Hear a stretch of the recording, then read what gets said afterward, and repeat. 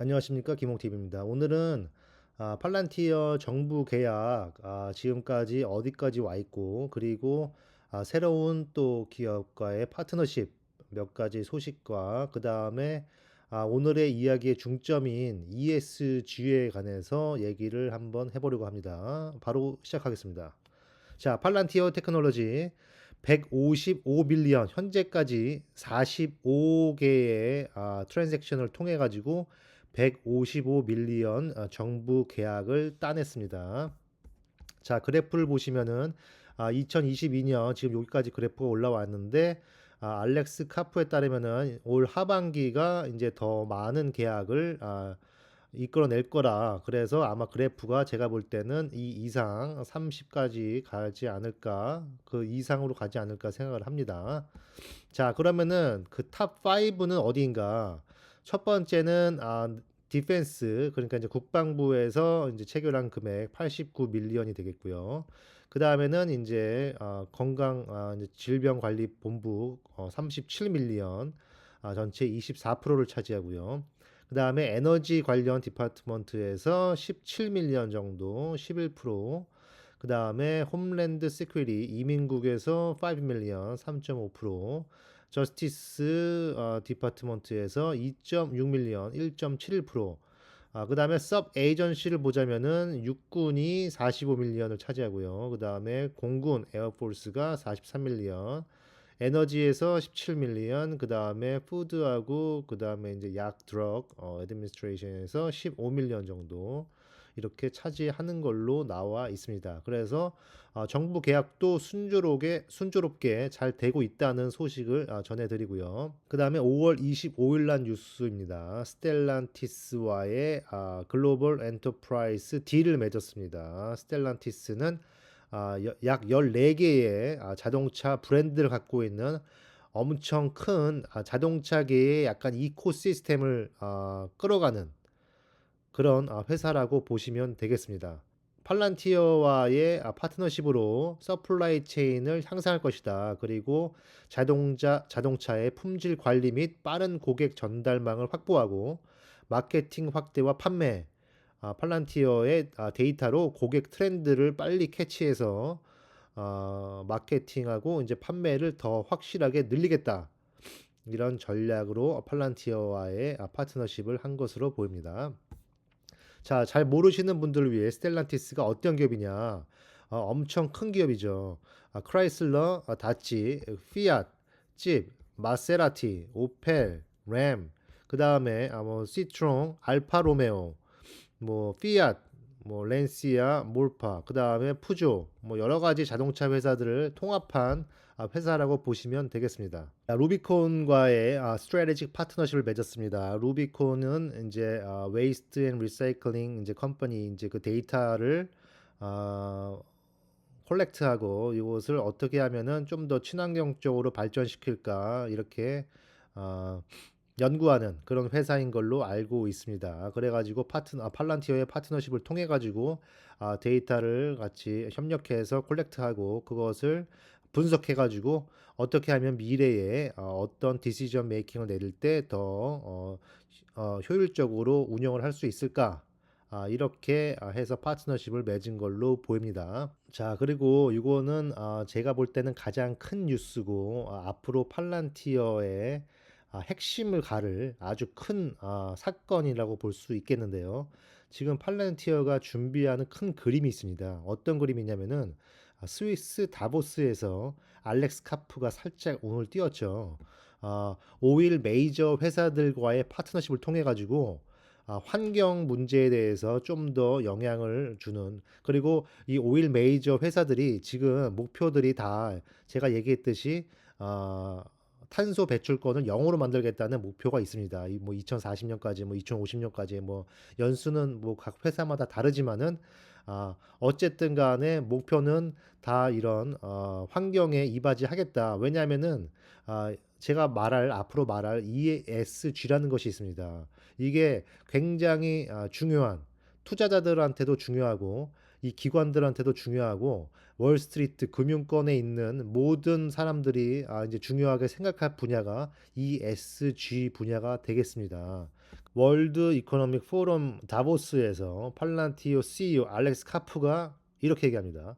This is going to be one of the biggest things we've ever done. 가장 큰 우리가 하는 일이 될 것이다. 그 다음에 제레미 웨어라고 트라피규라의 CEO가 이렇게 얘기합니다. Massive. In terms of size, I think it touches everybody. 크다. 이 terms of size로 볼 때 내가 이 비즈니스는 모든 산업의 영역을 다 터치한다. 약간 이런 식으로 이제 해석을 하면 되겠습니다. 그러므로 모든 산업군을 다 거치는 이런 과정이라고 보겠습니다. 그러면은 이거는 엄청 큰 규모의 이런 프로젝트라고 볼 수 있는데 그게 무엇이냐? 그게 무엇이냐면은 바로 이 스콥 3입니다. 스콥 3.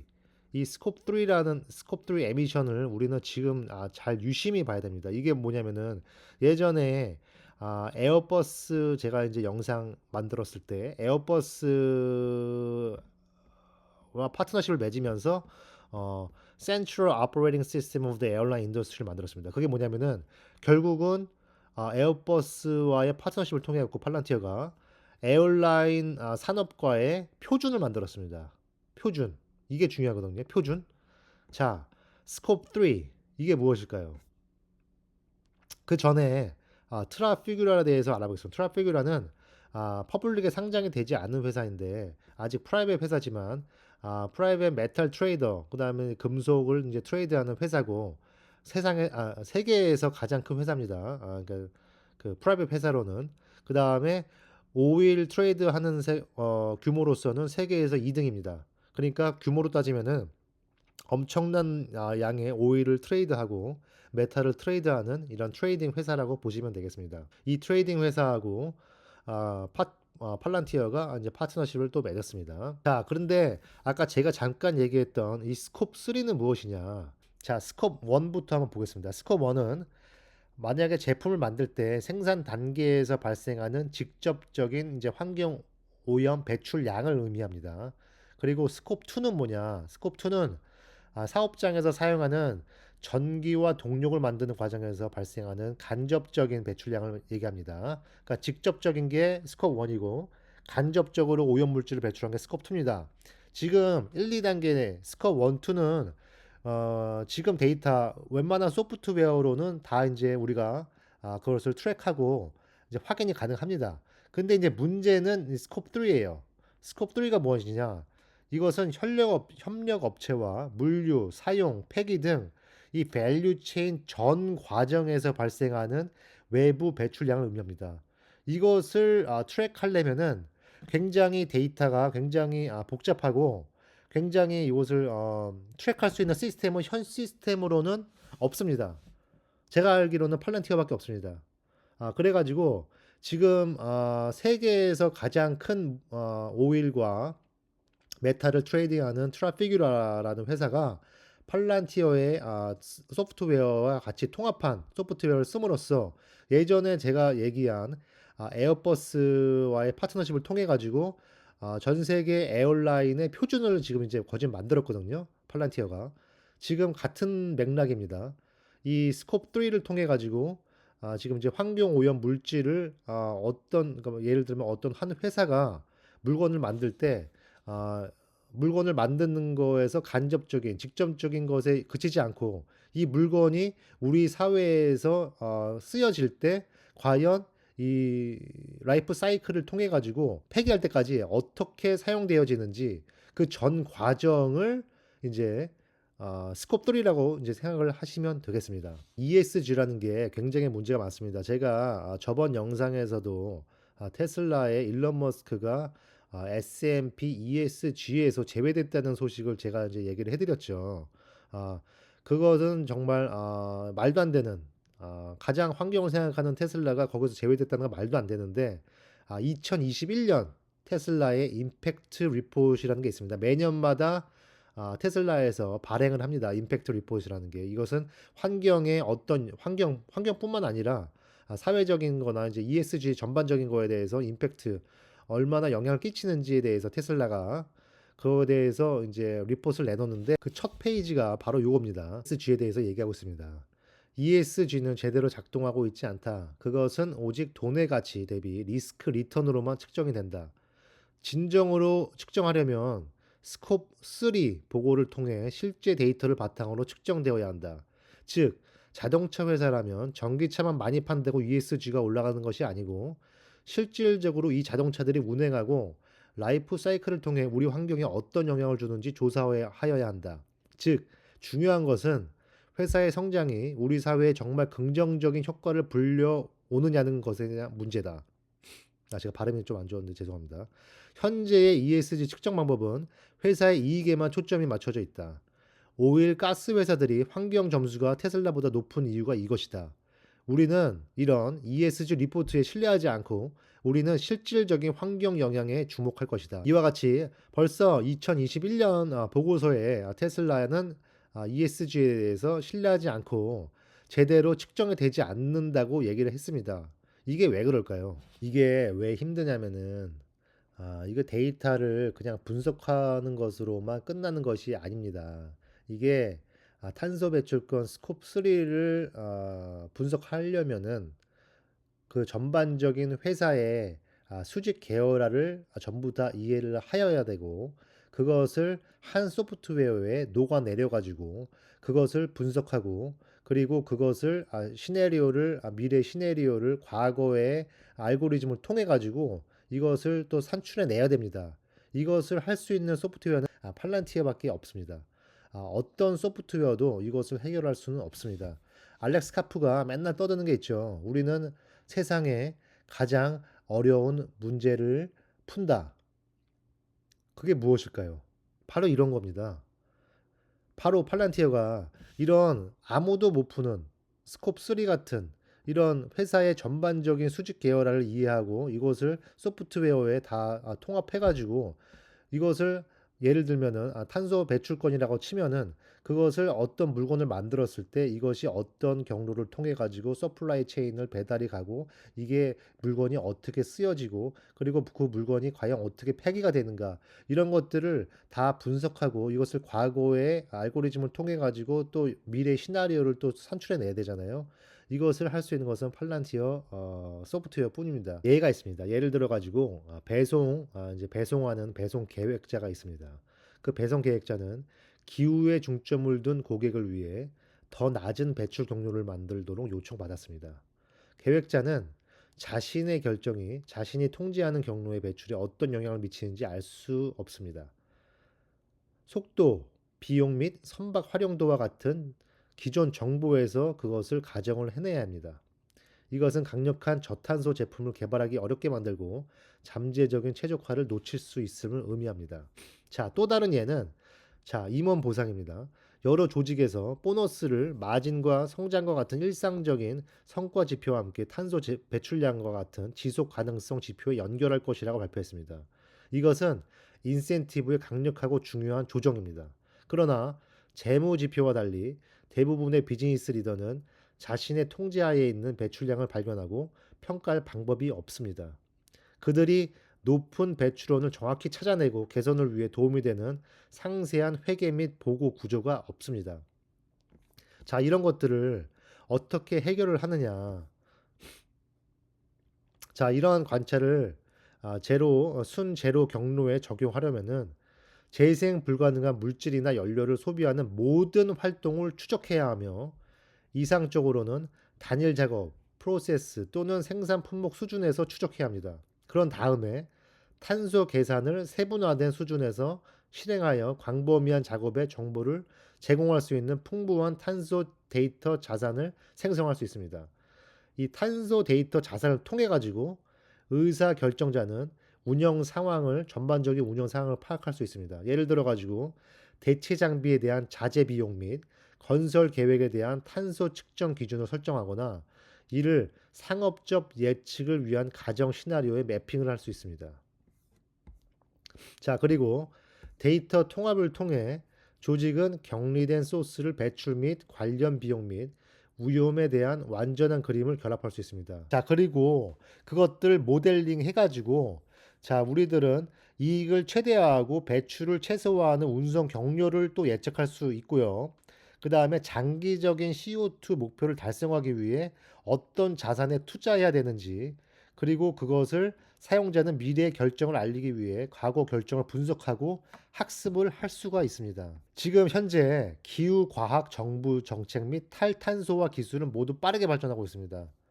파운드리는 모델링 및 분석에서 높은 수준의 유연성을 제공하여 조직이 새로운 개발의 영향을 신속하게 평가하고 그에 따라 위치를 조정할 수 있도록 합니다. 장기적인 순제로 목표를 실현하기 위해서 조직은 데이터 통합, 세분화된 탄소 논리 및 시나리오 모델링, 그런 것들을 사용하여 전략을 운영과 연계해야 합니다.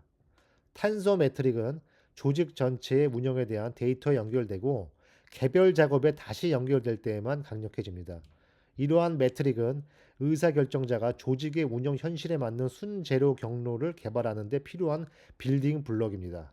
이같이 팔란티어는 현재 지금 아무도 해결하지 못하는 이런 복잡한 환경, ESG 환경 문제에 관해 가지고 굉장히 고심하면서 이 어려운 문제를 지금 해결하는 데 일조를 하고 있습니다.